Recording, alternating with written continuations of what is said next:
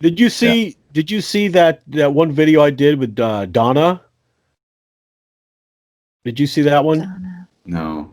No, it was before I did Jakobski. She was at the Rebecca Home for Girls. Man, she said some stuff that.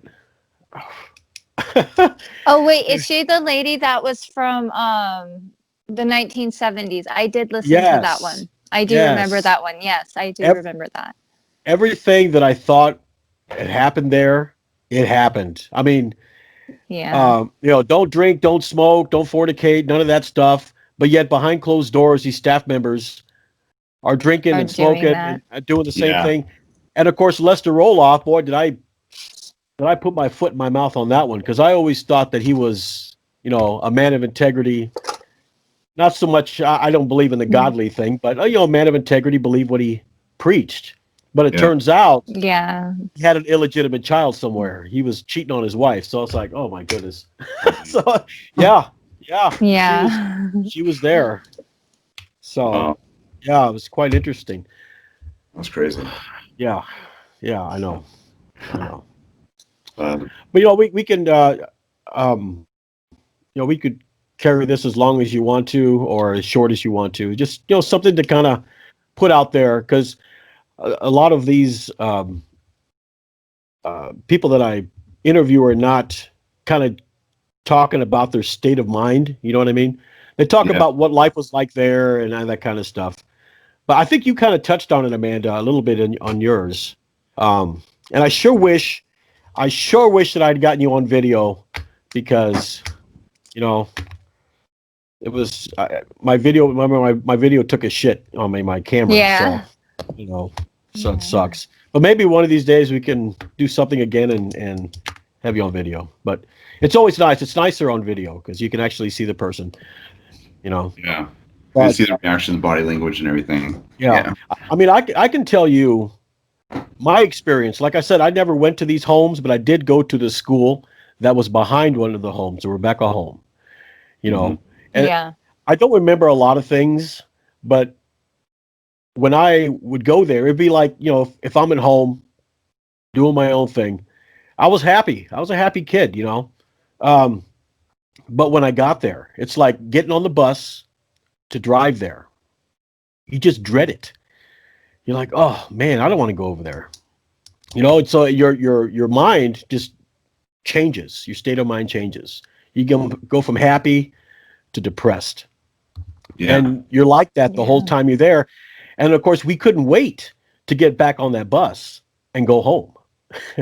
It's cool that you got that liberty to be able to leave. At least you had an end in sight. You had some kind of light at the end of the tunnel that you were aiming for. Like, oh man, we know we're getting on the bus at this time to leave, and we're done.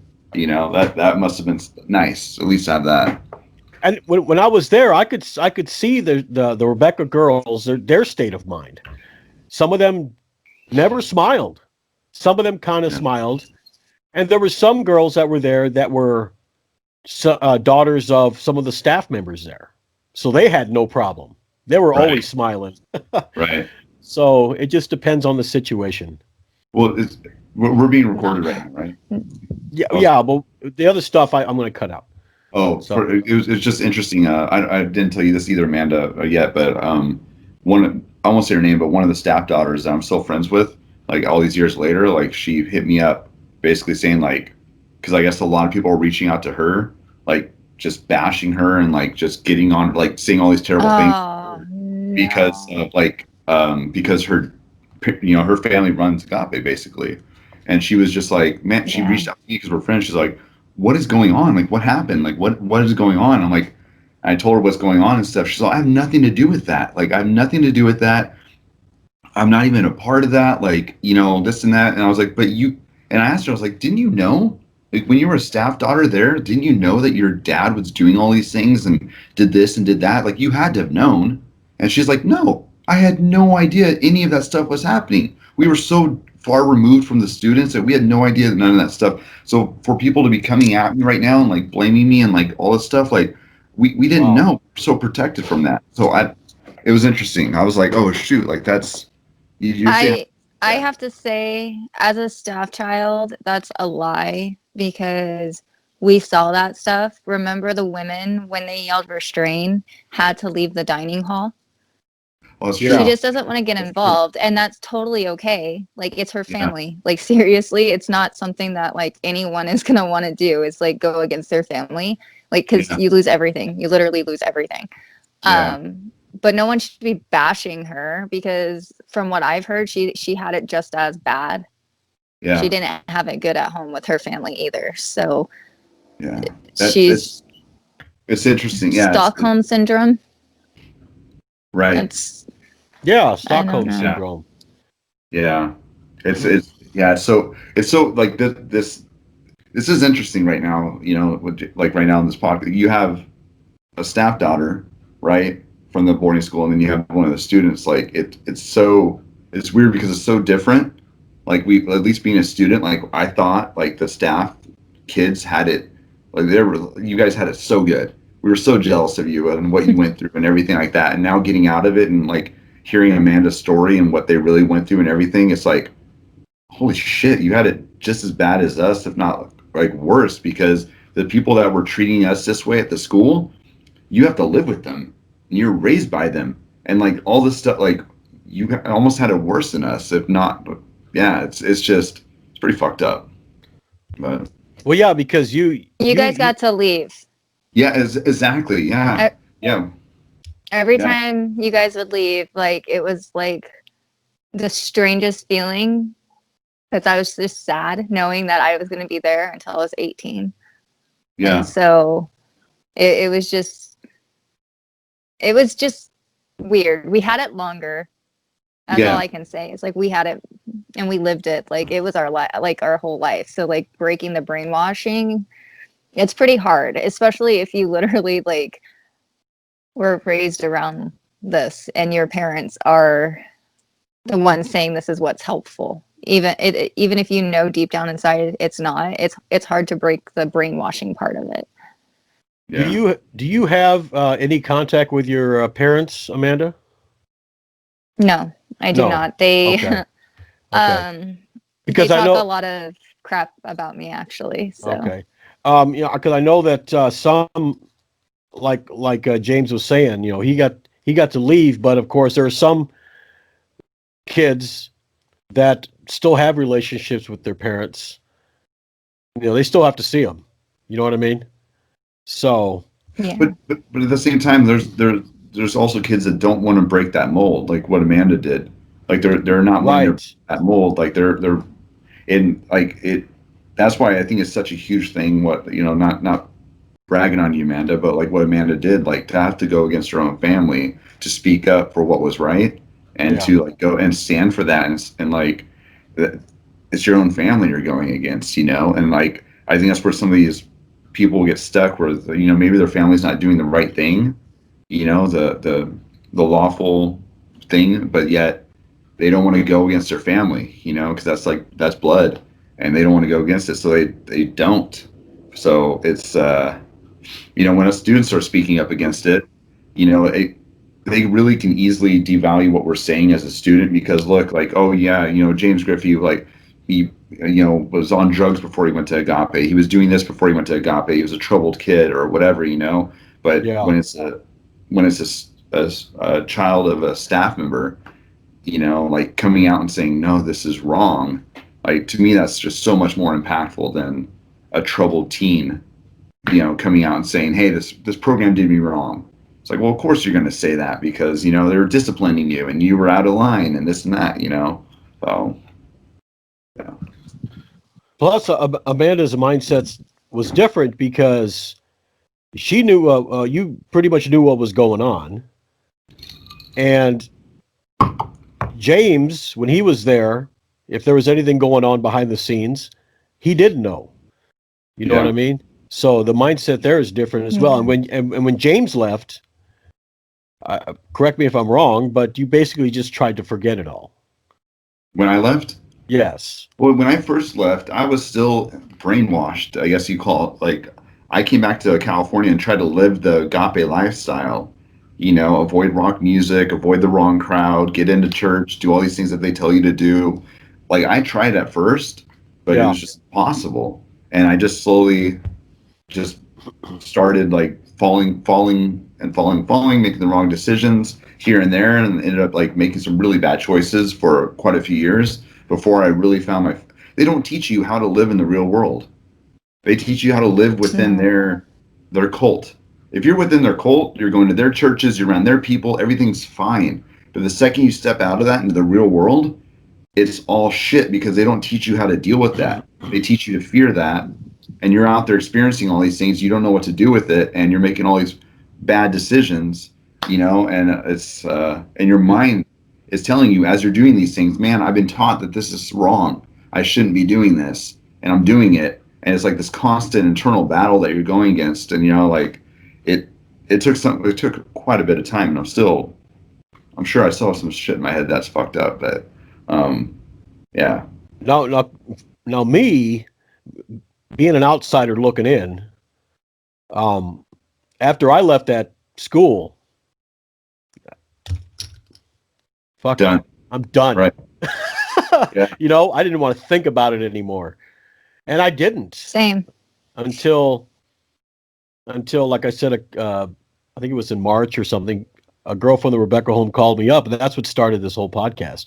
So, but, I never gave it a second thought. Right. Just put it away. But I wasn't in the home, so I can't say, I'm sure it would be different if I was there getting my brain scrambled by religion. Right. Yeah. So, yeah. For me, I go ahead, Amanda. Sorry. Yeah. Yeah. No, you're good.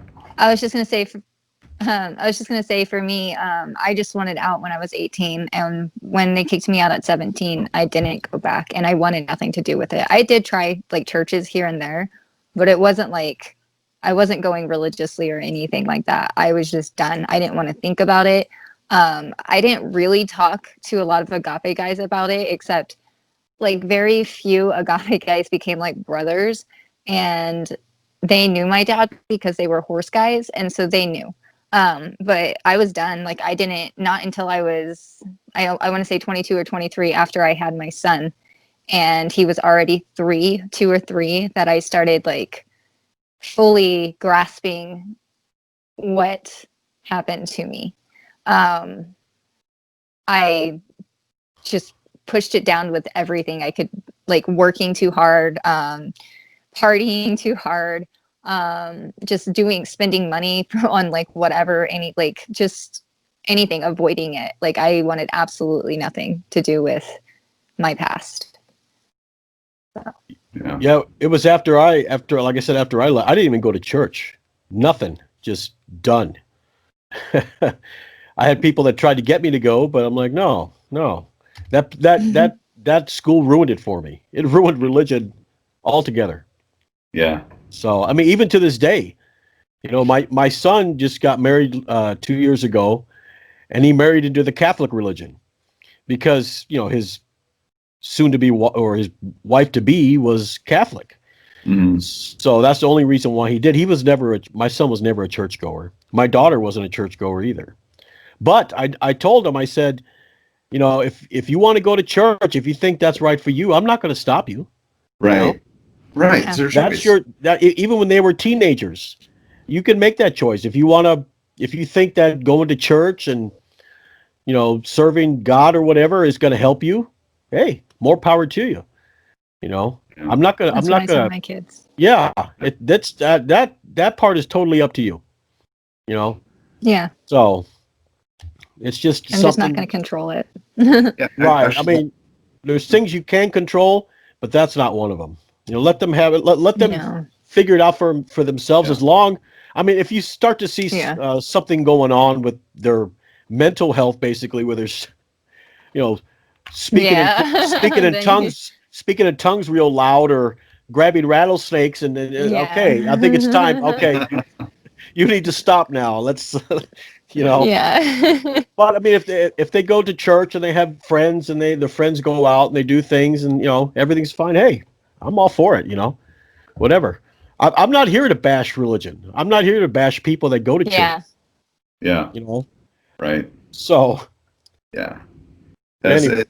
It's what interests me. Like, and I know this is your podcast, so you're supposed to be asking the questions, but I'm curious. That's like with Amanda, like with Amanda, like you're a parent now. You're a mom, right? And like typically in these things, like people perpetuate the cycle, right? They just do the same thing with their kids. Like it's so interesting. Like you've left all that. You have the mindset that you do. Like, yeah. I'm curious. Like, how are you with your kids? Obviously, you're not like how your parents were with you, right? Well, my son was like 2. I don't remember if he was like 1 or 2. But he like bit me or hit me, and like the way I was raised, you bite or you hit, you get spanked for it. If you cry, you get spanked for it. Like from infants, like from day 1, you're spanked as a baby. Now that was never like I never felt the need to do that to my child at all until this day, and he bit me or he hit me, and my thought in my head was, oh no, you're a bad child. I am going to have the best child ever. And so I picked him up, put him on my lap, and I spanked him. But when I spanked him, he moved his hand back, and Jeremy came into the room, and Atticus had a red mark on his arm. And I was like, or he's like, what did you do? And so I explained to him what he did, and he like was yelling at me, basically telling me this is not how you treat kids. And I was like, it was like an hour-long like argument. It finally got to the point of me saying, hey, I will have to show you how I was raised. Like, this is like how I was raised. Like, I'm not trying to be abusive. Like, this is how I was raised. And so it took convincing. And like, once he read some of the stuff, he was like, no. And he convinced me to go to therapy. And so from there, it started a huge journey. Like I started following a lot of different people that honestly, it's really interesting now that these people that helped me get to where I'm at now are sharing our story on Circle of Hope. And so like there's a couple of famous YouTubers that I follow that are now like speaking out and stuff. And it's just like, you guys helped me get to where I'm at. Like, you guys helped me. I don't know how to explain it other than that. I don't mean to sound like your typical TV psychiatrist, Jewish psychiatrist, but how did that make you? How did that make you feel? As you're sitting on, how did it make you feel when you came in, when you were spanking your kid and your husband or your boyfriend? What was he then? Was he your husband? He's my boyfriend. He's my boyfriend, Jeremy. Okay. I felt really shitty. I felt like I was the worst parent ever. I can't explain it other than like I had like this horrible gut feeling in my stomach. It was I haven't done that since. So that should show you. It was not a good feeling. I don't understand how parents can do that. I'm not saying if you spank, you're a bad parent. I just personally don't like the feeling I got after. So. Well, coming from a guy that has a granddaughter now, and seeing, my daughter discipline her, there was a few times when she deserved a spanking. I mean, it wasn't a very hard spanking. It was just a couple of light taps on the ass. I mean, nothing that was going to cause any type of bruises. But now she's starting to just basically put her in a timeout, just put her in the corner where she just faces the wall, as she's sobbing. And of course, I want to say something to her, but I'm like, no, she needs to be disciplined. Yeah, that's kind of tough. But when my kids were younger, I spanked my kids.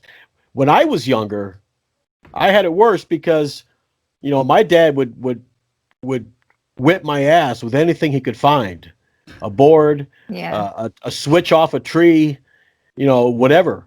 And there were times, and what was funny was he would have us, on the bed with our pants down, and he would just not do anything, almost like we were anticipating it. Yeah. Right? Yeah. So you kind of tighten up and then wait. is he not going to hit us? So we kind of loosened up and pow! It's like, Yeah. oh man, you know, Yeah. that's the way he was. And I always told myself, I said, I am not going to do this to my kids. There's no fucking way I'm going to do this to my kids. And I didn't. I spanked them, but I used my hand, you know, and just paddled them or put them in the corner. You guys want to hear a really funny story? Yeah. I tried this thing of I tried this way of disciplining, and it completely backfired on me. Are you guys familiar? Are you guys familiar with the movie Fiddler on the Roof? Heard of it, not seen it. I haven't seen it. Yeah, I've heard of it though. Yeah. It's a musical. It's about 3 hours long, and it's about the Jews in Russia, right? And when I saw it as a kid, my dad made me watch it. I was bored to tears. Anything was better than this movie, right? So I decided, you know what? My kids got in trouble. I said, you know what I'm going to do? I'm going to sit them down, and I'm going to put this movie on, right? Just to hear them whine and complain. So we got into the room. Of course, they had it was still DVDs back then. I put the DVD in. I said, you guys are going to sit here until it's done. And I'm on the computer in the living room, and all of a sudden I'm hearing singing. No. I walk in there, and they're just going and just having the best time. They love it. They watched it like 2 or 3 times that day. I'm like, my goodness, it just backfired on me. And to this day, sometimes my daughter will be walking around singing Fiddler on the Roof. I'm like, oh my goodness. So That's funny. That's funny. That reminds me of like when I was living with my aunt and uncle. Like they tried different punishments on me to try to like phase me. I remember one time I got in trouble at school. I was in my freshman year, and my uncle brings me into the backyard with a shovel, and he's like, okay, I want you to dig a 3 foot by 3 foot by 3 foot hole right here. And I'm like, okay. I'm like, we're gonna plant some trees in the backyard. So I dig 3 feet by 3 feet by 3 feet. He comes back with measuring tape, measures it. Yeah, good. Fill it in. I'm like, okay, maybe he changed his mind where he wants to put the tree. So then he's like, okay, now dig another one here. After like the 3rd or 4th hole, I realized that, oh, this is a punishment. Like he's punishing me by digging holes. And so then I'm digging like the 5th hole, and all of a sudden I hit a tree root, and I'm like, oh dang it! Like I'm gonna hack this sucker. You know, I'm gonna start hacking it with the shovel. And as I started hacking the tree root, all these multicolored things are inside of this tree root. It turned out it was an AT&T phone line. Oh. And I ended up taking out the phones to the whole block, and like it cost them a few $1,000s to get it repaired. I'm like, oh.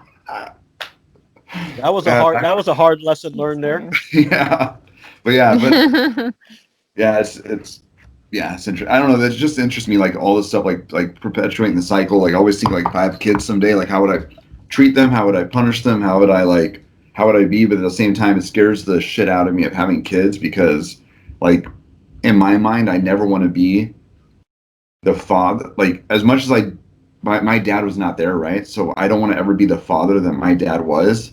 And like I remember in my life, like I tried so hard not to be like my dad, and then in my like late 20s, I just realized I was making a lot of the same choices that he made, and I was going down the same path that like he kind of did with his life, like not really doing much, and just like it just kind of fucked my world up. And I'm like, oh my god, like as much as I'm resisting being like this man, I'm turning just like, so the idea of having a kid, like, and I don't know, it just props to you guys for being parents, but like that scares the crap out of me. Like I would not want to ever like be in a point where I don't, like my family was, where they don't know what to do with their, you know, their kid, and they send them off to a boarding school thinking that they could do a better job with them than they could, you know. So it's like, I think the fact that you got sent away to a boarding school, you know that you wouldn't do that.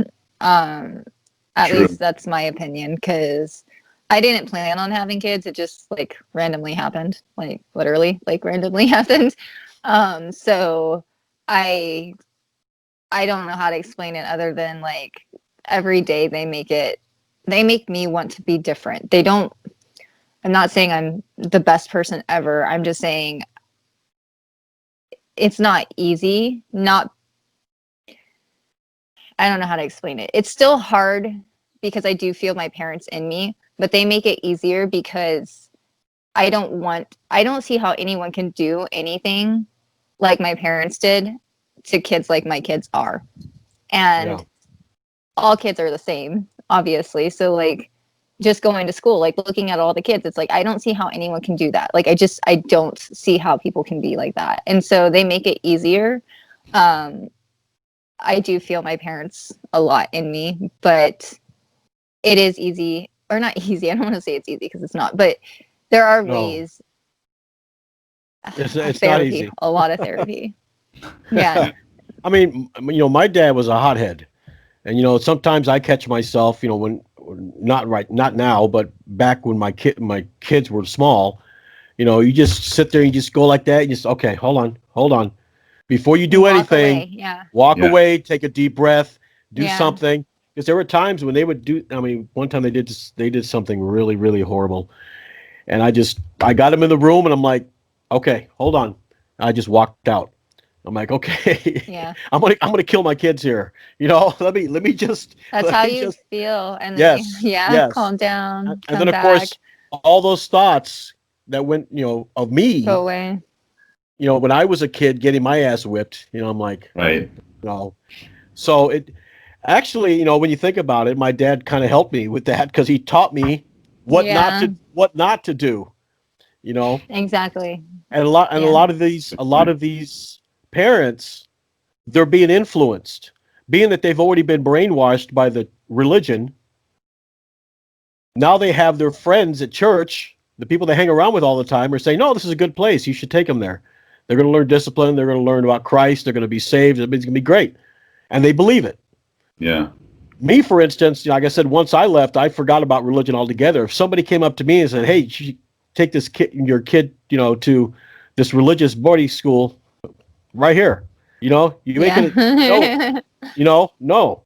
It just, I think it's all about the influence. And, like Amanda, your parents are probably influenced by their church friends and James as well. Yeah, that's true. And actually, and since we were on the podcast originally, the one I did with you, one of my family members watched it, and then talked to it was my cousin, and talked to my aunt and uncle about it, and it turned out my aunt was like, "Wait, that's not what happened." Like, I had said that it was a pastor that had recommended Agape, and it turned out it wasn't a pastor; it was the counselor that they had me seeing at the time. They had me seeing a Christian counselor when I was in 9th grade. And I guess it was my Christian counselor that recommended Agape. So I was like, wait, oh, that's interesting. Like, I didn't know that. I thought it was a pastor that recommended it. So, but it's, as my family has, as far as I know, they haven't watched the podcast. Only my one cousin has, but I wasn't going to post it because I was so worried about everything that we talked about. And I didn't want them to feel bad by watching it and like hearing about all the stuff that went on. And I just didn't want them to feel bad at all, but it's like, it's interesting. But they're going to have to face the music sooner or later, and the sooner they do it, the faster they can get past it. You know what I mean? Yeah. Well, I think that they think that it's going to be. I think from what I understand right here, they think it's like some kind of bashing session where I just kind of maybe bash and talk about how bad they were or whatever, But my cousin was like, "No, it's like you didn't say anything negative about your family. They did the best they could. That they in reality, they're victims. They are just as much as you are more of a victim, but they are victims too because they needed help with you. Like you said, you were into drugs. Like they needed help with you, and this Christian counselor, a counselor of all people, suggested Agape. The counselor, there's no way the counselor knew 100% what was going on there, but the counselor should have done his research before suggesting this place. It's not your family's fault at all. Like you were traumatized from a lot of stuff in your past, and your family was trying to help you the best way they knew how. They had a lot of other kids as well from. Yeah. James, your parents got duped, man. Yeah, no, 100%. They got duped. Yeah, the great marketing on Agape's behalf, like. But no, I agree with you, and that's but I think also maybe that's tough to even deal with too. Like even though it's like I got duped, but it's still hard to believe that It's like, wait, what happened when you got there? Like, they did what? Like, after we did the podcast, more stuff popped to my head, and I did an interview for a documentary. This one girl's putting together, and we talked. We didn't even talk about. We talked a lot about my buddy and my first few months there, like what went on with that stuff, like just. And it was just like, as I'm talking about this stuff, I'm like, holy crap, I forgot all about that. Like, but the thing is, I don't want them, my family, I just don't want them feeling bad watching this and just feeling bad about like what happened and like taking it personal as far as like they sent me to this place, you know, like, because even if they did get duped, but still, it's like, dang, I was responsible for this kid and I sent him to this place and we paid all this money for him to be there, and they did all this stuff to him. Like, they thought I was just going to find God, you know, or something, you know, and yeah. It's probably really hard for them to even think about it, but honestly, like, look at you now, like, yeah, you are doing good in life, not because of Agape. Yeah, right. Just remind them that it's not their fault. You love them, and you know, let's get this, you know, behind us. You know, I mean, they need reassurance too. I mean, just because they're parents doesn't mean they have to reassure you all the time. They need reassurance as well. I need reassurance all the time, and my kids do that to me, you know. Yeah. So, and you would not believe the amount of comments that I get on my, you know, that number that I have people text me at, telling me, well, you know, this such and such a person that went to this home, they're lying. Okay, well, and I text them back. Yeah. Okay, well, come on the show and provide the evidence, provide the proof. They never text back. Yeah. No. I've had like 5 or 6 people do that. And they say that, you know, all they say is, well, she's lying or he's lying. Prove it. They don't prove it. Yeah. You know, they can't. Come on the I mean, heck, I'll put you on audio and I'll distort your voice. I mean, if that's what you want to do, and just provide the proof, but they never do. Well, and I think also a lot of the stuff that happened too is like, you know, some of the stuff that happened at Agape that was done by some of the lower level staff members. I don't think it was necessarily endorsed by, you know, Jim Clemenson. Like, I don't think he went to the staff and said, you know what, I want you to beat the shit out of these kids. You know, I want you to do this. I want you to do that. Nobody. Oh, go ahead. Yeah. I was going to say, but he covered up a lot of stuff. So it wasn't necessarily endorsed, but it was in a way endorsed. Yeah, I think he did a good job. He does a good, I don't know if he still does, but he used to do a good job of staying so distant from everything that he, like, I think he knew stuff was happening, but he wasn't there witnessing it. He wasn't around it. That way he can't say that he's a or anything. So, and that's why he was like, he was never a part of anything. Unless you got in a lot of trouble at the school, then they would bring you. But besides that, like, he didn't know. Like, I remember there's so many times where things were happening in the mess hall, in the dining room, you know, a kid getting restrained or whatever, and you would see him sitting up in his little, like, kind of like balcony area that overlooked the dining hall, and he would just walk out. Like, he would sit there, and then all of a sudden it started going down. He would just stand up and walk out just to not witness it and see what's going on. And it's like, you know, that's how he endorses it. Yeah, exactly. By not doing something, by letting it happen, but not seeing it. So he's not like, not really being there. Like, yeah, do this, but by not saying something, it's anyways. And I'm sure some of those teen staffers are probably sadists and took absolute pleasure in doing this stuff to you guys. Well, that was what especially because they're. Okay. I was going to say, especially because the adult staff were sadists just as well. So, like, they obviously, like, felt comfortable enough doing it.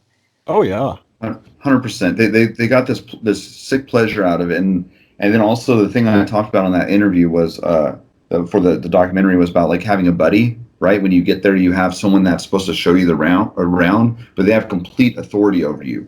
Everything you do, they could punish you with however they want, whenever they want.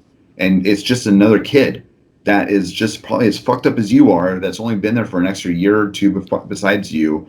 And, like, my buddy was like, you're supposed to be on new kid status for maybe 30 days at the most. I was on new kid status for, I think it was almost 9 months. And this kid got complete sick. He like got so much pleasure out of, like, just punishing me. Like, I'd be laying in bed at night, you know, on bunk beds. And if I moved too much, it's after lights are out and everything. If I moved too much, he would just be like, I just hear him whisper, 25 push-ups, 50 push-ups. I was literally, as I'm trying to sleep at night, I'm earning. I couldn't even be awake maybe. And then I wake up in the morning, and the first thing in the morning is like, you earned yourself 150 push-ups last night. Do them right when I wake up in the morning. And that was, and you had to be with this kid all day, all night, within 5 feet, unless you're taking a shower or a shit. You're under this guy's control, and it's like, and then on top of that, you had to deal with the staff members there, and so you're constantly on edge that everyone's out to get you. Like, yeah. But you have to realize, though, you were just beginning. That kid, your buddy, was already there a year. So he had already probably been through what you've been through. He already had the anger built up.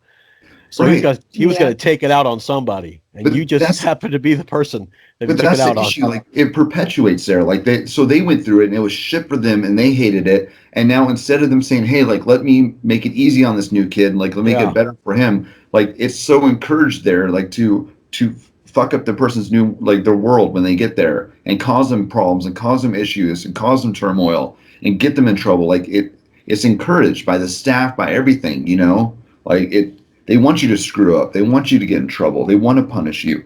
If you get there and you're perfect and you're not causing any problems, no ripples in the water, nothing, they don't like that. They want you to be fighting the system, causing fights, getting restrained. Like, it's weird, but they praise that. They encourage that. They want that to happen. If you were to go in there and you were a nice kid, it doesn't fit their narrative. Correct. Their whole point is, you're supposed to be going there because you're a troubled teen. Yes. So, you have this certain type of attitude, this certain type of mindset that we're going to correct. And then when you come in and they find out, well, wait a minute, he's not a troubled teen. Okay, we're going to make him a troubled teen. Let's do it. Let's give him hell. They put you in scenarios where they force you to, like, that happened with me. Like, when I got there, I was making bad decisions at home, cussing, smoking weed, doing stuff, but I was never like the kind of fight to be aggressive to anybody or anything like that. And my first few months there, it was nothing but that. People wanting to knock me out, people throwing me around, like, because they thought I fit into this picture, and I did not at all. And so it's like they make you into that, and they put you in situations where, like, they think they make it look like you're trying to run away, or you're trying to do this, or you're back talking your buddy, or whatever. And I'm like, I wasn't doing any of that stuff, but they force that into you, and it's like, it's what you're saying. They want to punish you. They get pleasure out of it. It's fucked up. Yeah, and I'm sure it was the same at the girls' home, right, Amanda? Oh yeah, definitely. It was definitely like that. My dad would make it to where, like, even if you weren't doing anything wrong, he would pick on you and pick on you and pick on you until he could restrain you. And so, it was definitely the same there. You poke the bear. Yep. Yeah, not even poking the bear. It's like the bear's running into you. Like, come on, do something. Like, come on. And you finally react back or do something, and it's like, oh, there you go. Now I have an excuse to restrain you or whatever. It's like, yeah. And that fucks with you. Like, you think, like, going through 3 years of that, 4 years of that, just thinking that everyone's out to get you, everyone's looking for an opportunity to, like, ruin your life, and then you come back into the real world around everyone else, you just think everyone's out to get you, no matter what's happening. Like, we're doing this podcast right now because you want to use it somehow to twist it against me, and and it's like, it's sad. It ruins relationships. Any kind of relationship you try to have outside of the school, when you go into the real world, you think everyone's out to get you. Everyone's just doing nice stuff for you, just to because I have ulterior motives, And that's probably one of the reasons why a lot of people wait so long to, tell people about it. You know what I mean? Because they figure no one's going to listen. And like you said, they think everybody's out to get them. If I tell this person, what are they going to do? Are they going to get me in trouble somehow, or embarrass me, or something? Or boss going to fire me or something? Yeah, you're right. I never even thought about that, but like, because I made a point of not talking about it, not telling anyone about it. Like, it all has to do with your mental health. It's all screwed up. Yeah. It's not that it's bad wiring. It's just they scrambled you, man. They did the complete opposite of what they were supposed to do. And instead of going there and learning and becoming a better person, It just made the opposite. I mean, like I said, when I left that school, even though I wasn't in the home, I was angry. I hated that place. I didn't want to be around it.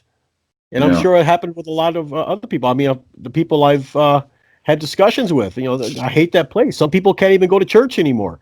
It's still affected me to this day. Well, it's interesting reading the newspaper articles from, your dad, Amanda, like some of the stuff he said, like, oh yeah, the girls that are sharing these stories, like they're the ones that didn't do anything. Or I think maybe it was your mom maybe that said it, like no one's doing with their lives, that they failed in life, they're not successful, they're not that. And it's like it's like, okay, you screwed these people up. You took these kids underneath your control, your care, you fucked them up in the head, you sent them out into the world, they're still having issues with everything, and then they're trying to tell you about how you screwed up the world, and you're saying, well, you shouldn't listen to them because look how screwed up they are. They're really like they're not like CEOs, like, you know what I mean? The thing is, most of these girls, though, they're saying that most of these girls, there's like, I'd say 2 of them are in, like, one's an EMT, one's a nursing, she's a nurse, like a registered nurse going to get her actual like RN or something like that. I don't know exactly what she's going. She's going back in to get something else. Is it nurse practitioner? There's girls that yes, the nurse practitioner license. Yes. Thank you, because RN is a registered nurse. Well, yeah, you need like a master's degree or something to get that. Yeah, she's going back right now, and then there's this other girl. She's married to a guy in the military, in the army, if I'm correct. She also has her bachelor's in teaching. So like these girls have gone places. Before I became a mom, I wouldn't say like my life was great because like I was still like partying heavy to try to like get shit out of, like, keep stuff out of my mind. But I was working. I had a job at an apartment complex, not right after. It took a lot, but I had a job, and I was, you can ask my boss from back then, I was the best leasing agent there. I had the most apartments leased. Like, I was the one that had all of my paperwork filed on time. I was a good worker. It's not that we didn't go anywhere. We refused to let them win. We're speaking out on them, and now they're trying to make us look bad. Right, exactly. That's cool. That's good to hear, because I don't know the backstory on the girls that said stuff, but that just pissed me off that they were trying to devalue what they were saying and like talk down about them and like, oh, you shouldn't listen to them because they haven't done anything, and also bad mouthing you. Like it's like, but at the same time, the stuff that these, like, knowing what, like, all of us have our own stories, everything we've gone through, but to be where we're at, like, to me, like, we're victors, man. We've overcome all this to get where we're at. Like, it's like I did drugs. I did drugs to cope. I drank alcohol to cope. I did a lot of things to cope, and honestly, I'm not proud of it, but I wouldn't change it because it helped me get where I'm at.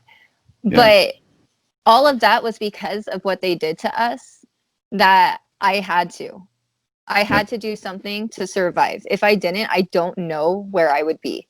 And they look at it like, oh, it's a bad thing. Like, I never did any of that while I was at their house. I was raised extremely sheltered. It wasn't until after I left that I started doing all of this stuff. So I find it funny that they want to say, oh, these people are drug addicts. Well, you kind of raised one. Right. Right. It's true. And it's like, and also like, just because you did it, like, same with me. Like, I have a background with it. Like, when I got out of Agape, I was trying to do the straight and narrow for a while, but I just like made friends in the wrong friends, right? Started partying, started doing this, started going to raves, started doing all this kind of stuff, right? And those are some of the best people I've met in my life. Like, they have so much love, and they're solid. Like, they showed me what love is, like, and exactly.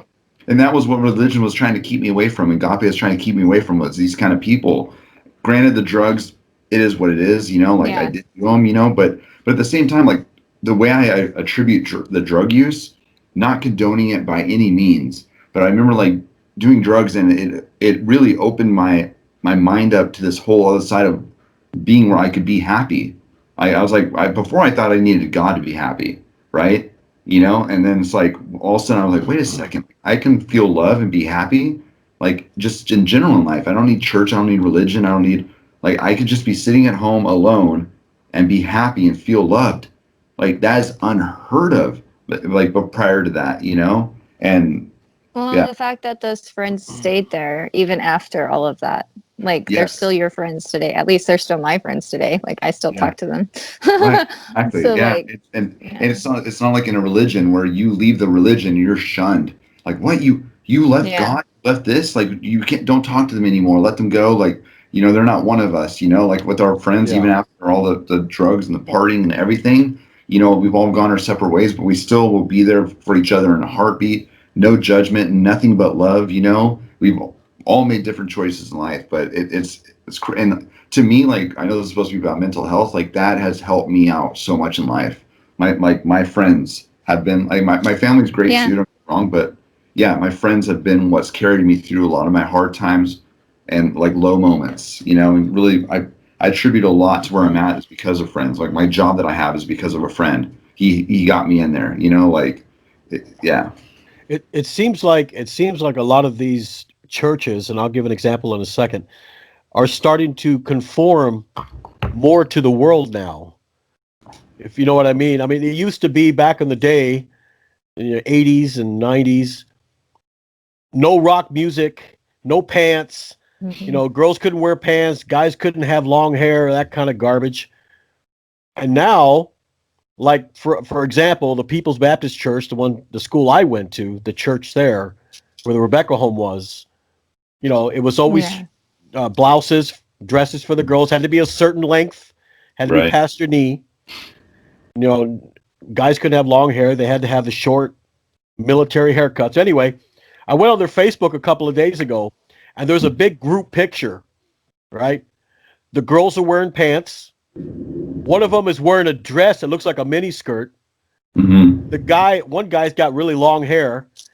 It's like they have completely changed. It's like, Yeah. well, okay. Yeah. And I think the problem is a lot of people now are starting to leave the church because Yeah. they're saying this is bullshit. You're not going to let me do this or that. Screw you, and people are starting to leave. So, I Yeah. mean, and from what I'm seeing, they're starting to say, okay, well, let's let this go. You can wear pants now. You can Yeah. do this. You can do that. Just to stay, just to keep you in the church because they need your money. And like we had Yeah. talked before, James, it's all Yeah. about money. Yeah. If you leave, there goes 10%.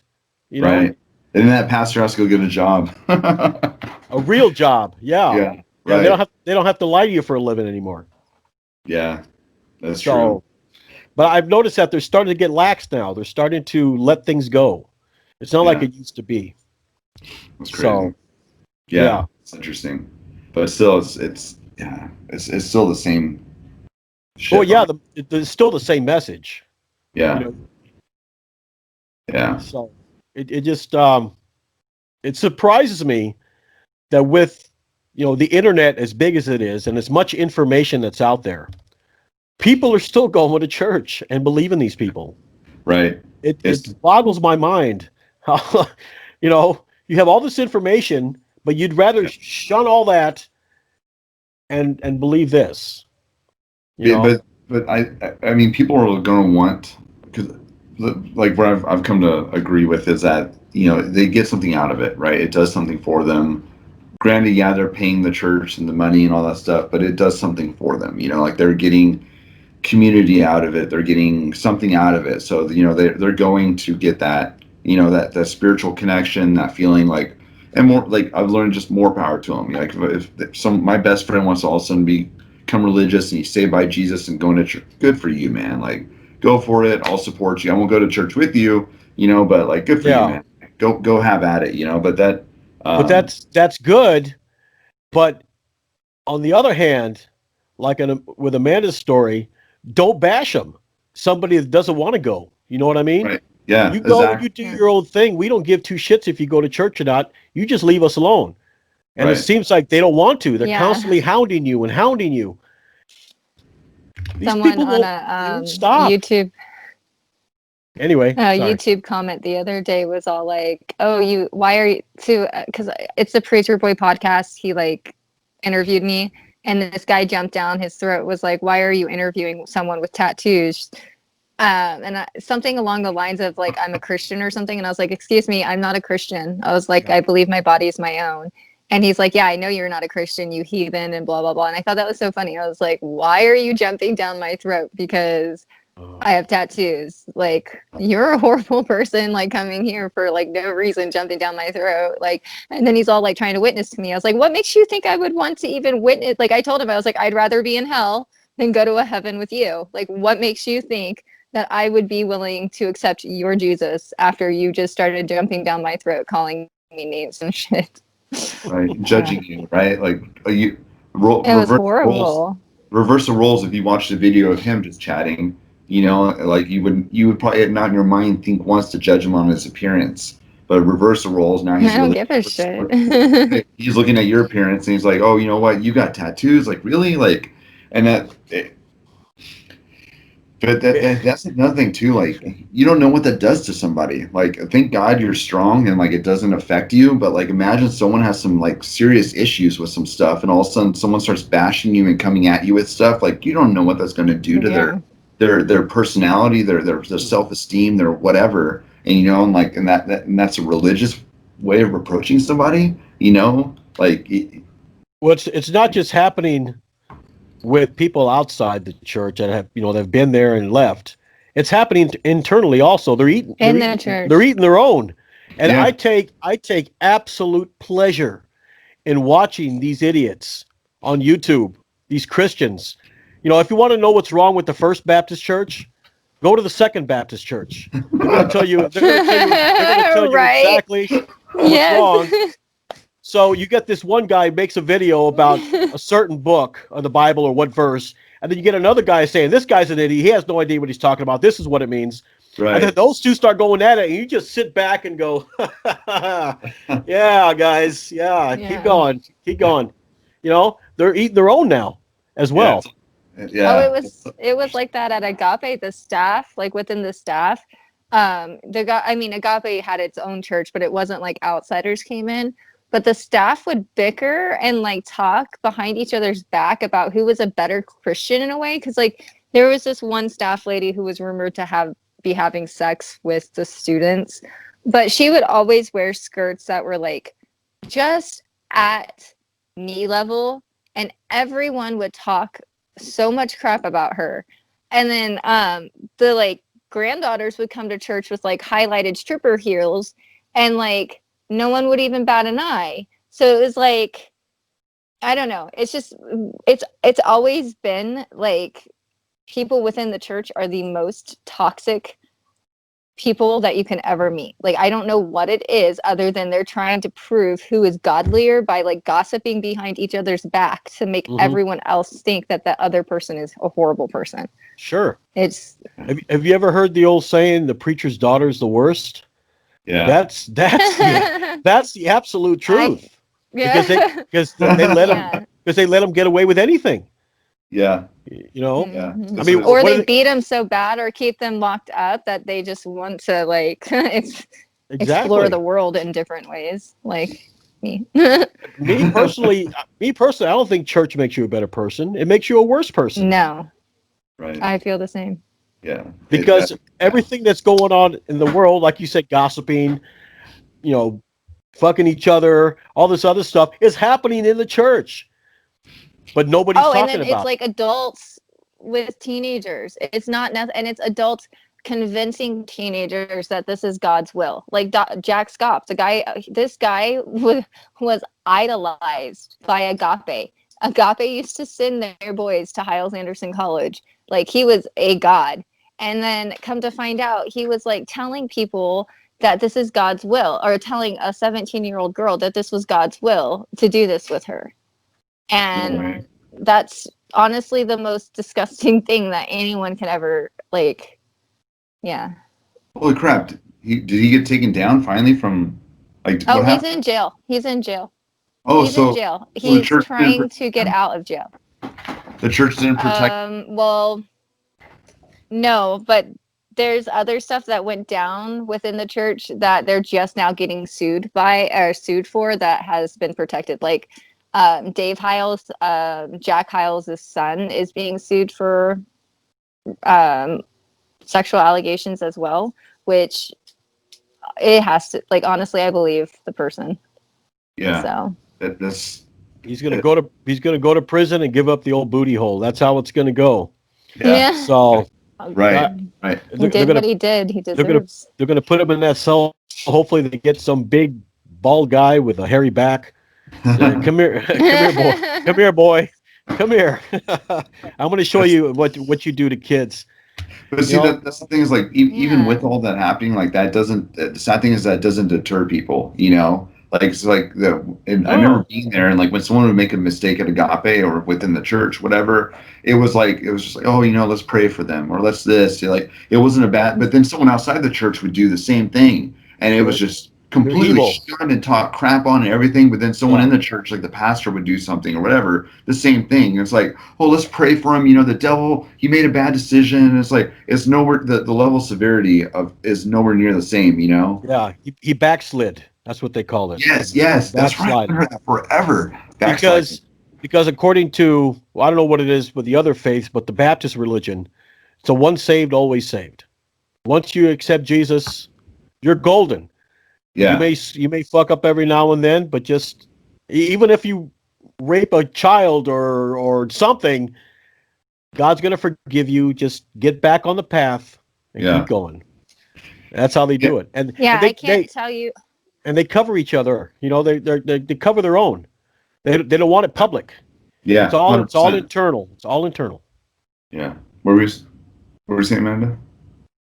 I can't tell you how many times I got saved to get out of being in trouble. Yeah. Same at Agape too. One second.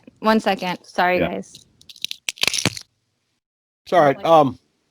The once saved, always saved thing. That's how it was. I can't remember, James, but was Agape, was it like Baptist or was it Methodist or? It was fundamental independent Baptist. Yeah. I'm not surprised. Yeah, super strict, super religious, King James Bible, like all that stuff, you know. And you know what's funny is all these churches that are teaching, you know, don't have premarital sex or anything like that. The statistics show that teens that go to church are more likely to get pregnant out of wedlock. Yeah, that's crazy. Yeah. I mean, I don't know. Obviously, I'm not a parent, but I'm assuming, like, the more, just from my peers and people I've known, the more you protect and you try to shelter your children from the world, the more they break out of that when they are right. Like the more they're like, let's just go fucking crazy now that I'm an adult and whatever. Like, so I mean, I don't know by any means how to raise a kid right, but I would assume you don't shelter them. You let them know what's out in the world and let them make their own decisions. Right. You tell them exactly what happens out in the world. I mean, even if it's sort of risque, so to speak, you know, it's like the hardest one that I had to do was the sex talk. Okay. You know, my kids are 24 and 23. Okay. Yeah. And it just happened, you know, I just like, okay, I'm going to sit them down and I'm going to tell them. And I did. And I wasn't sugarcoating it. I told him exactly what the girl has, what the boy has. This is what happens. I mean, I didn't show him pictures, of course, but you know, you explain it to him. Yeah. You know, I would rather them hear it from me than have them hear it from somebody else. You know. Wait. So how old were they? Because I remember taking sex ed in 5th grade at a Christian school. So how old were your kids when you taught them all this stuff? When they got to the age where they were starting to discover themselves. So around the same time. Okay. Yeah. I didn't learn any of this stuff in my Christian home that I was raised in. None of that stuff was taught. I learned it at school in sex ed from my 5th grade teacher, Mr. Tate. You know. See, that's I'm. They have age appropriate books now. Yes. Oh, really? Thank God. Yeah. They have like kindergarten books. And this is my own opinion, but if you shelter kids, like you were saying, James, they're going to want to do it. And I think that's what's breeding, pardon the joke, a lot of these perverts that are coming out of the churches, because they're not taught about sex, or any type of relationships or anything like that. So they do it, and they end up becoming perverts and child molesters and rapists and everything else. Right. Look, my little brother. That's my opinion. I don't want to. I'm not saying that it's my opinion. That's so. My little brother's the perfect example of that, though, because he had watched my dad cover it up multiple times. Once with a staff member, once, who knows how many times with my dad himself, and then my younger brother at the age 12 started mimicking the same things and doing that to the younger girls there. And who knows what he's like now? He's going to be 21 this year. Like, who knows what he's like as an adult? But that's the perfect example of what this type of religion can breed, especially when you don't fix the root issue. Instead of my mom and dad seeing like, oh, you're doing this at a young age, let's take you to get you help, like actual help. They didn't do that. They didn't even get him to go talk to a pastor. Not saying that a pastor would have helped, but they did nothing. They covered it up to make themselves look better. The worst place to take them is to a pastor. Right. Oh yeah, I definitely. That sounds terrible. Taking a kid that has like issues with like sexuality, like here's this man of God to like help you out with that. That sounds a recipe for disaster. And what's funny is this pastor that's probably telling him, hey, you shouldn't do this, you shouldn't do that, is probably doing it himself. Probably doing it. Right. Yeah. Yeah. That's the thing. That's the thing. They're so secretive when it comes to this kind of stuff until it finally somebody, lets it out, and then all of a sudden, shit, he's been doing this for years. We had no idea. Yeah. Right. Yeah. I think that's what took me so long to come forward about everything, is because I didn't realize it was going to not fix itself until someone actually did something about it. And that's when I started realizing, oh, okay, well, we're going to have to talk about it. And that is why it is covered up so much, is because you are taught it's shameful to talk about. It's not healthy to talk about, but it's honestly the only way anything's ever going to get fixed is if you bring your problems to the table and say like, hey, this is wrong, and then you fix it. Like, there's no other way. And it doesn't seem like people like to do that. They like to force you to do that, but for themselves, they don't like to do that. And a lot of people are comfortable in their own little church, in their own zone. You know what I mean? They're comfortable in their own space. Yeah. So when they find out that somebody that they've admired and looked up to all these years has turned out to be a sex pervert or something like that, they don't want to realize that. They just okay, let's just not talk about it. Let's not think about it. You know what I mean? Right. Or because that's going to change. That's going to change your perception of them. Right. Exactly. And your whole world's shattered because you looked at this man of God or whoever it may be, and then all of a sudden this happens. It's like, wait, I don't want to accept it. I don't want, and you start making excuses for them, but and it's not even, in my mind, it's like, I know we're talking about the sexual side of things, but it's not just sexual stuff either. It's like, it's all this stuff. Like, I think it's all like I know like the topic was mental health, like, like having mental health and suicidal thoughts or any of that stuff and talking about it and being vulnerable about these issues that you're having, whether it's sexual or it's not sexual, like that's completely shunned. And you're taught not to talk about it, not to bring it up to anybody, just suffer in silence. And no one wants to hear about it. If someone does hear about it, they're going to judge you and treat you differently. So you don't say anything to anyone about it. You just keep it hidden inside, locked up, and then it fucks up everything. And I was suicidal at age 10, and I didn't come forward about it until I was an adult. And well, I had a friend, Rebecca Sang. She knew. She was the only person that knew, but that was because I knew she was also suicidal. But I knew how my dad treated the boys at Agape that were suicidal. So I knew that if I ever went to my dad, he would just hand me something and tell me to kill myself and then call me a pussy for not doing it. So, yeah. That's interesting you bring that up. Yeah, because I was like a kid thinking about killing himself at Agape. That's how it was treated, especially by the manly military guys that have no Yeah. issues, kind of stuff, that don't even know how to deal with it. It's like, oh, here you go, kill yourself, do it, Yeah. you know. I watched Uh, my dad put a knife well, it wasn't a knife. It was a really sharp letter opener that looked like a little uh, silhouette knife. And he put it to one of the Kelso's throats and told her to go ahead and do it. And he's like, "You're a big pussy." And all I just remember is her just crying. And like, I don't know. I just knew that from a very young age, I could never go to my parents with how I was feeling. And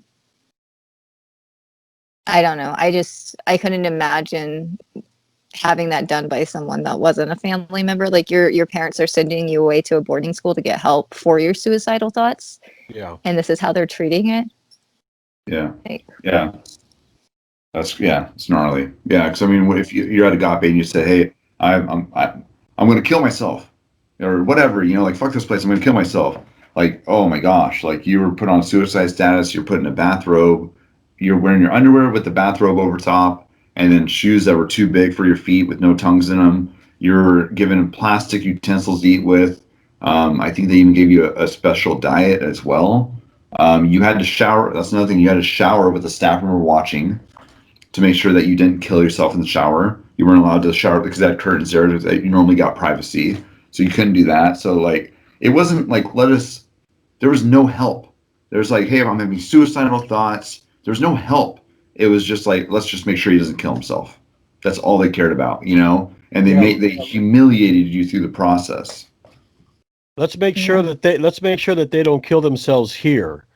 We're just going to wait till they leave, Right? and then they can kill themselves. And the thing is, a lot of people that I've had discussions with have had friends that have committed suicide, and it's sad, and religion is to blame. I mean, like I said, they went in bad and came out worse. Yeah, It's a vicious cycle. It's a vicious cycle. 5 Agape guys alone. 5 Agape guys alone this year have committed suicide. And that's crazy. That should not happen. Like that like yes, the thoughts are there. Yes, the ideas are there. Yes, the depressions are there. Yes, it exists. But the fact that they feel like they have nothing to do to deal with this besides actually following through with it, like that is what just drives me up the wall. Like, it just, because they're taught that, like they're taught, like, when you're at Agape, you're having these thoughts, or in the religion, and it's keep it inside. Don't you're talk. horrible. Yeah. You're the problem. You're the issue. You're this. Yeah. And it perpetuates it. Next thing you know, they don't know what else to do. And they're taught not to talk about it. They're taught to keep it inside, not to talk about it, because no one's going to be there for you. People are going to judge you for it, or whatever it may be. And then I didn't know it was 5. And that's just this year. And that's just what we know about. Yeah, just this year. More. Yeah. And like you had said before, James, when we had our video, you go out and you try to do the Christian thing, right? But now you start getting pulled between religion and back and forth. Should I do this? Wait, I can't do this. And it fucks with your brain. Yeah. And a lot of these kids just can't take it. You got one, the old one guy, the good on one shoulder and the devil on the other shoulder, right. And you don't know what to do. You don't know who to follow, and it drives you crazy. Yeah, I think you also get to the point where you don't know who's talking. Where the message is coming out of, right? Like, you think maybe it's the devil on this shoulder telling you to kill yourself, but really, is it God saying kill yourself because you're such a loser and you're a waste of space on this earth? Like, you get to a point where you just don't know what's truth. Yeah, exactly. It's just terrible. And like you, James, you were able to overcome that, which is good. And you too, Amanda. But some people aren't that strong mentally. But and I deal with it every day. Yeah, I know. I was going to say, I don't know about you, Amanda, but yeah,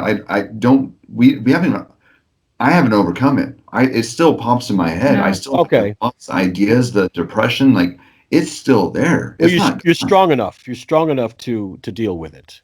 I said, yeah, right now, exactly. Yeah. I've learned in life not to make emotional decisions, whether it's like, and that's something that clicked the other day, is whether I'm happy or sad. I learned not to make decisions in those moments. So like, oh man, I'm super excited. I'm going to buy this house, because I'm feeling good. No, Right. and if I'm super depressed, man, I want to kill myself. What is the point of living? This life sucks. I feel those emotions. I experience them because they are valid, but I don't make a decision in that moment. So I wait till I'm in this like weird, like level ground. Then I'm like, wait a second. Thank God I didn't kill myself, or I always say thank God, but I'm not really thanking God. But it's like, and so I just don't make those decisions in those moments, but I still experience it. And I remember the first time I tried to kill myself was when I was in 6th grade, in the shower, turning it as hot as it can be, hoping it was going to burn the flesh off because I saw it in a movie, So I was a little bit older than you, Amanda, but like that's the thing I think that people need to realize is that this shit doesn't go away. It's not like all of a sudden one day it's gone and you're like, man, I don't deal with depression anymore. Well, I didn't mean it that way. That was not my intention. But as far as you being able to cope with it, is that better? I think that's a better explanation. You're able to cope with it. A lot of people are not. And it's true. It comes to the point. I have kids. Is that the only thing right now that helps keep pushing you forward? Yeah. That's cool. The night I found out I was pregnant, or the night before I found out I was pregnant, I had slit my wrist, and I have not done anything like that since. But every day I have to talk myself out of it. So, and the only reason why I have been able to talk myself out of it is because I have kids. But my friend Joe, this year alone, took his own life, and I read his suicide letter, and everything in his suicide letter, word for word, was exactly how I feel. And I just don't know if one day it's just going to be too much and the same. Who knows? So it's definitely not something you ever get over, but you do find something to live for the time being. That's amazing. But excuse my eccentricities. I didn't mean it that way. No, you're fine. No, it's okay. Yeah, no, I get what you're saying. I just wanted to have clarity around that. I don't want someone to hear it and be like, oh man, like, I get over it. Okay, like, and I haven't gotten over it, and it's been 30 or something like that. So no, you're fine. I just want to make sure that people didn't, think if they're still experiencing it, that they had the problem, that we're all fixed now and better. Well, I don't think anybody's ever completely normal or completely fixed. I want to meet that person if that's the case. I would like to meet that person too. So but that and that I can't. Yeah, I don't know why. It really irritates me hearing like that. We all deal with this stuff, Like, and if anyone watches this, like knowing that like they're not alone, and that they could reach out and talk to somebody or get it out or whatever or something, that they're not alone. Everyone's situation is unique to them. Like not trying to understand what everyone's going through, but there are support groups out there. Right, and also too, like this breaking code silence, Amanda? Is that right? Is that the hashtag? Yes, breaking code silence. Yeah. That, I don't know if you've seen that, Jason, on Facebook, like that. I have all these friend requests happening, as well as like recommended friends with that hashtag on their profile. It is insane, taking off. Like there's a community out there of people going through all what we've gone through, dealt with, and like there's so many of us, so many. It's insane. I have to say though, on a separate note, being the musicians, it's a sharp and not a hashtag. Too bad. So, or a pound sign. That's what they used to call it. Right. Pound. I don't know where they came up with the word hashtag, but anyway. Yeah. But I know what you mean. I'm not too familiar with Twitter. I haven't created an account yet, but I think I need to. Cause that's Twitter, right? This hashtag thing. No, it's on And most Facebook. social media. Yeah, Facebook, Facebook also? And YouTube. and TikTok, right? Okay. And YouTube. Yeah, yeah. But so I mean, if you use some of those hashtags on this video when you post Yeah, it, definitely. I'd like you guys to, send me those hashtags, and I'll put them right on. However many hashtags there are, I'm sure there's a bunch of them. yeah, And Hashtag troubled teen industry too. yeah, yeah. Okay. It's huge. It. I don't know. I'm just baffled at how big this thing is. Like I literally thought it was Agape. I was so close-minded. I only thought it was Agape, and then I'm finding out all these schools. And after talking to Amanda, and finding out how much more is out there, it's insane. It's so insane. Like I'm not exactly sure where I saw it. I think it was just I was doing a Google search, and I put in teen homes or homes for troubled teens or something like that, and it gave me. Yeah. You see it? It was a photo. It was the United States, and it had all these small little dots everywhere. I mean, there's thousands of them all over the United States. They're everywhere. Yeah. man, That's just the United States. Yes. There's some on international waters. There's some in like Costa Rica, Honduras. There was one in Mexico. The Casa by the Sea. That's right. Yeah. It's not there anymore. But see, that's the thing is like there's so many of these people too that like, not saying they all suffer from depression or they all have issues or whatever. I think some people go through these programs, come out just fine and good for them. Yeah. But then there's so many of us that don't. But the thing is like we all, until this whole movement happened, at least for me, I didn't know there were so many of us. And I really feel like I'm part of a community now. Like when I go on, like it breaks my heart that so many people went through it, but it also kind of excites me that I'm not alone. That there's not just Agape trauma bond. I'm sorry? Trauma bond. Bond. I don't know if that's a good thing or not, but it makes me happy, like a little bit, I know, same here. It's weird, but it definitely makes you feel not alone and validated in a weird way. Right. Because for so long. Yes, exactly. And being that, like I said, I was never part of the homes, but I feel close to you two, a lot, because you've showed me, the inner workings of what's been going on, stuff that I thought was going on, which turned out to be true. Yeah. Yeah. So, and I'm so glad I got out of the religious thing. I'm glad I got out of it. I'm a lot happier. I'm a lot happier now than I was. Same.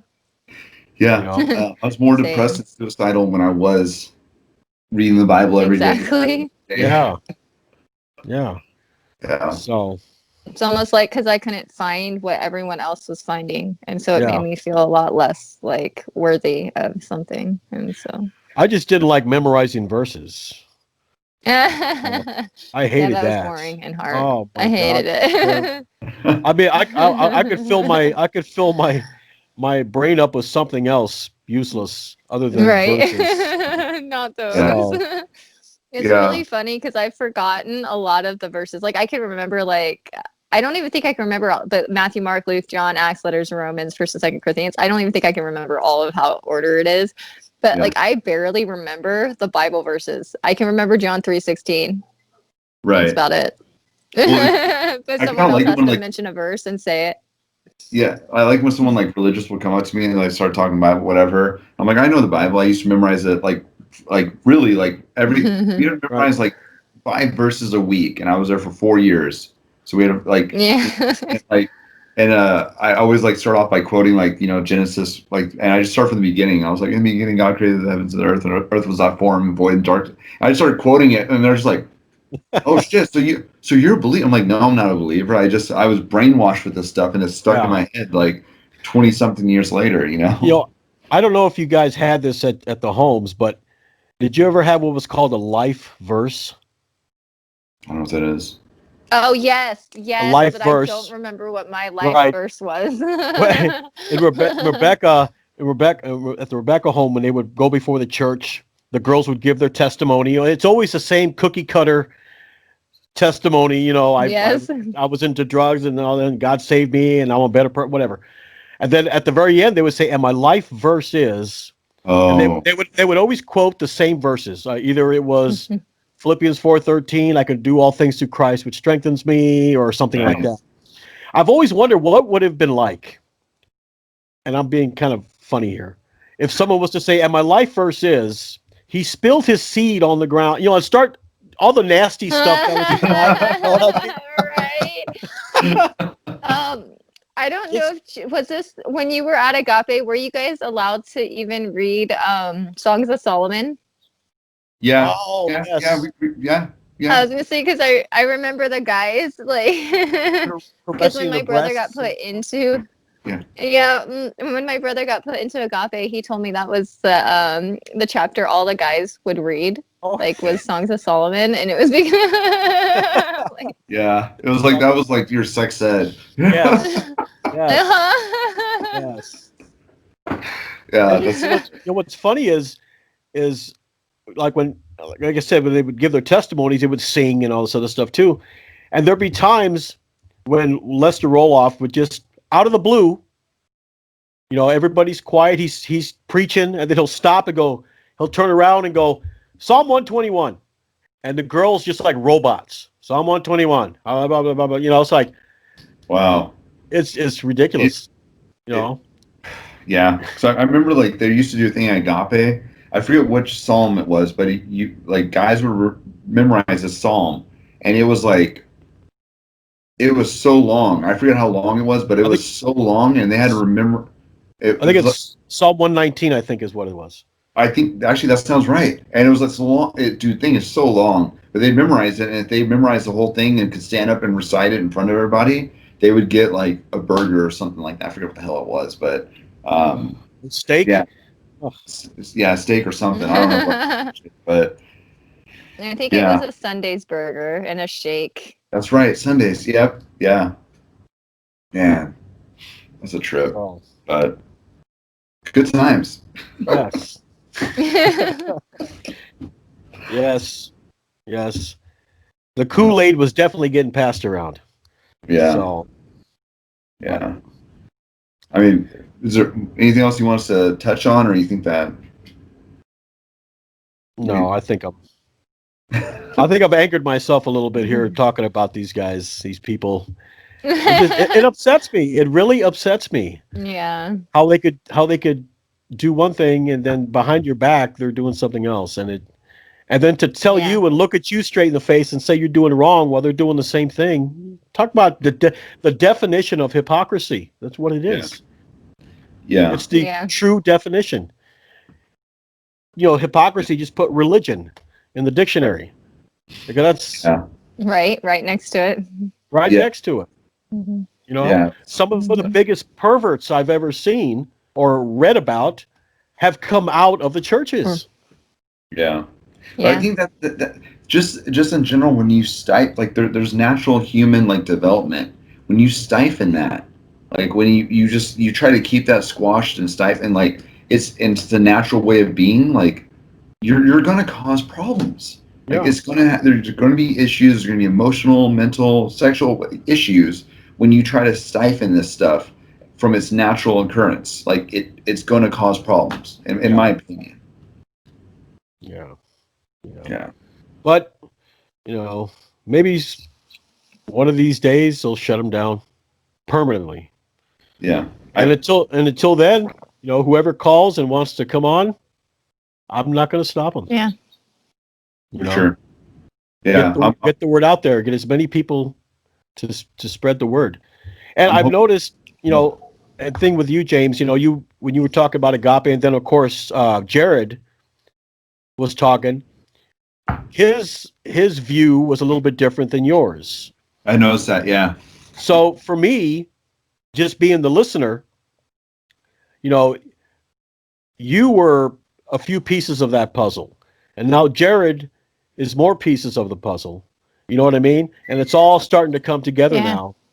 And the same thing with you, Amanda, and Janine, and all these other ones. The the pieces are coming together, and you're finally starting to realize, this needs to stop. This needs to stop. Yeah. Well, so definitely.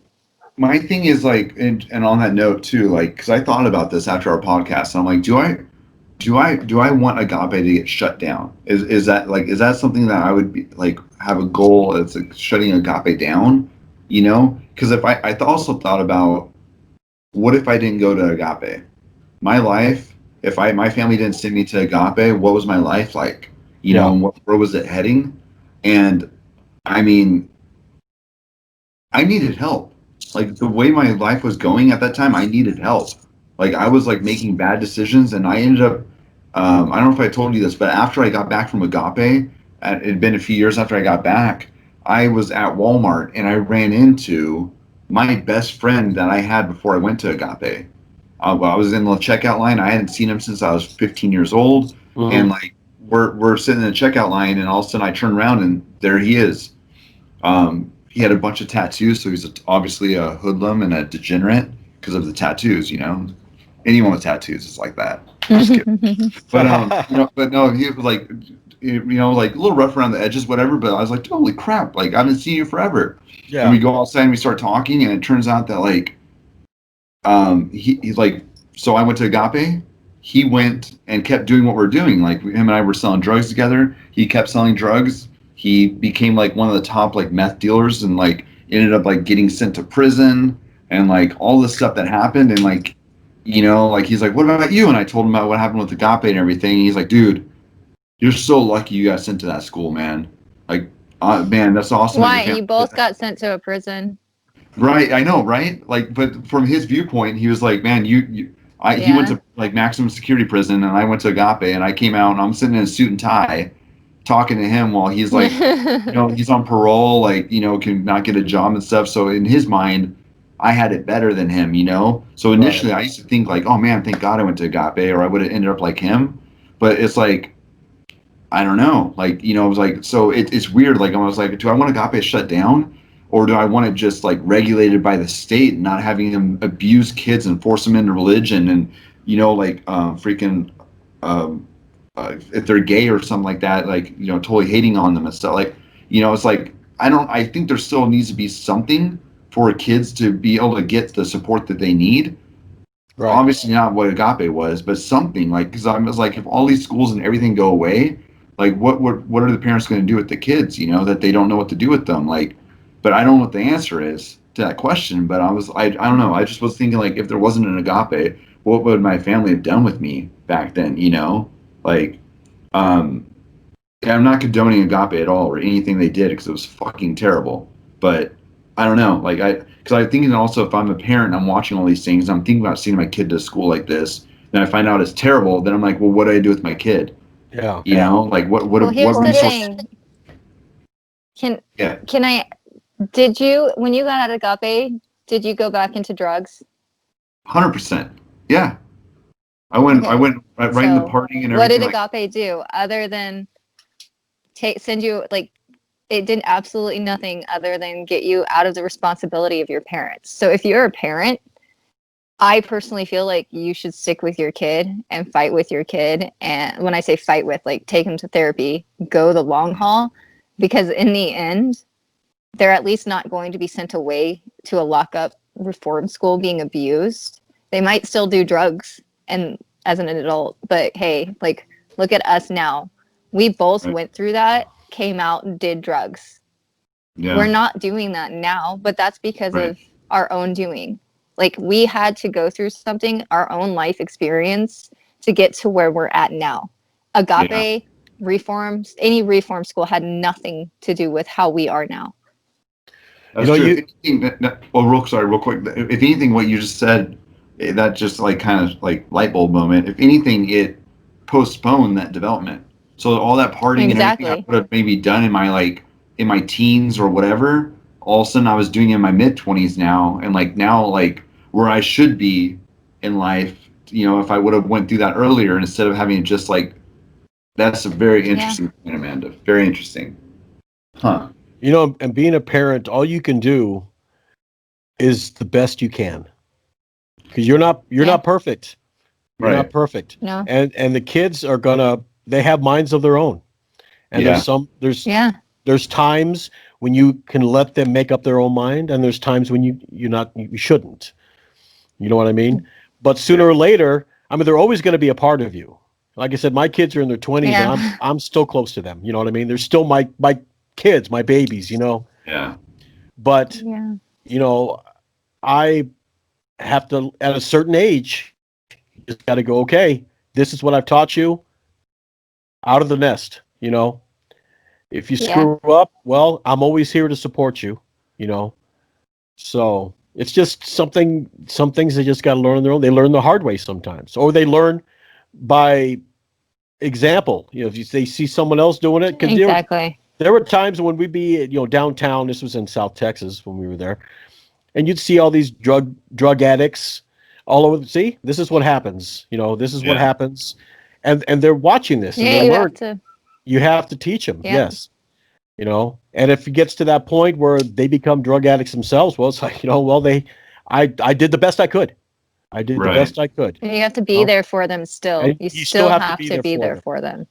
Yeah. Yes. You can't just disown them because you don't like the choices in their life. They're still your kid. Right. They're still your baby. They're still, you can't blame yourself. You know what I mean? No. What if like I said, you're human. You're going to make mistakes. I made... Man, how many mistakes? I mean, a lot. Parenting my children, but I also learned from them.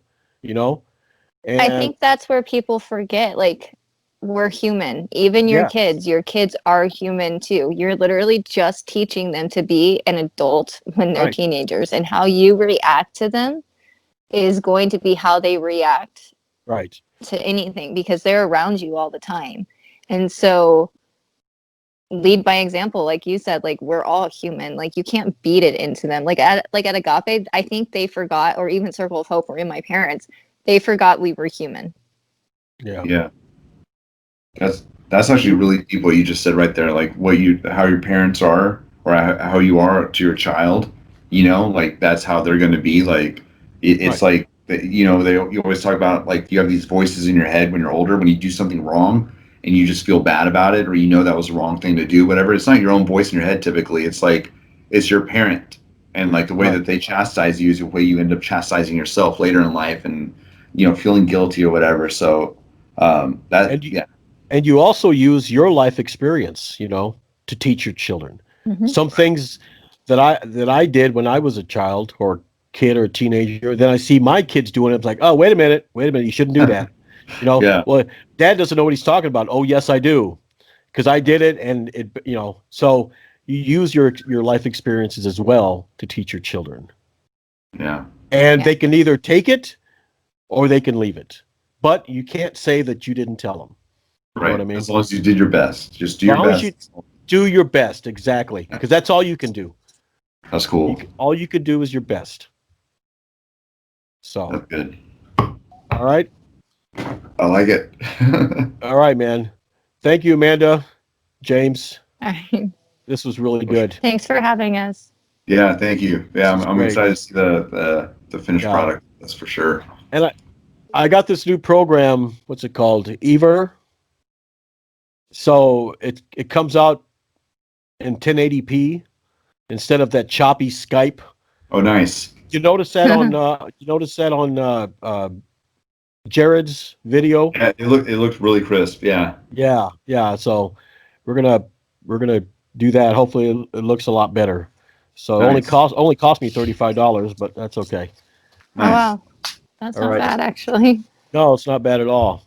So hey, hold on for just 1 second. I'm gonna go ahead and stop the recording, okay? Hold on. Okay.